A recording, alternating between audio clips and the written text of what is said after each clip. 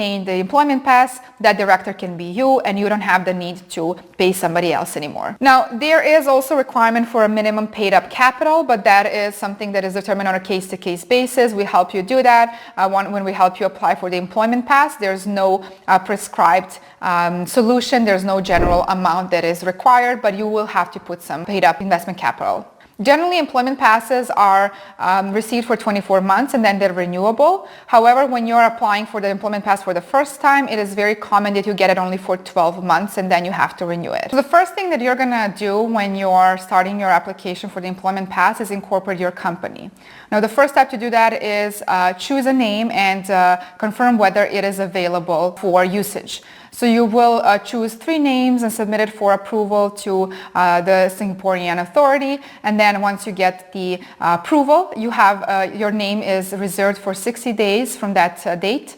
And it gives you time to finalize the incorporation. If you don't, then you have to apply for the approval again. Once you get the approval for the name, you will have to fill out many forms. In case of working with us, our team will help you fill those forms, so you will not have to do anything regarding that except sign a couple of papers. And the best part is that you don't even have to go to Singapore in order to incorporate a company. Now, once the company is incorporated, you will have to apply for your employment pass, and this comes in a form of employing yourself, but you also have to decide what your salary will be. You have to satisfy a minimum threshold for the salary in order to be eligible. Now, this salary threshold is usually determined based on your experience and your personal portfolio, but we usually recommend for it not to be lower than 8,500 Singaporean dollars per month for just one person.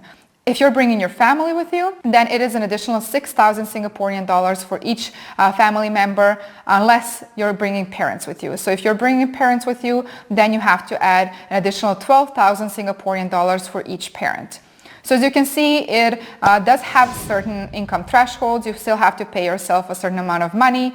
And because Singapore is known for one of the most expensive places to live in the world, it is obvious why the requirements for minimum salary are this much. Now, after 6 months to 1 year of holding this employment pass, you can try and apply for a permanent residence. However, in this case, you have to prove that your center of life is in Singapore, that you're contributing to the economy.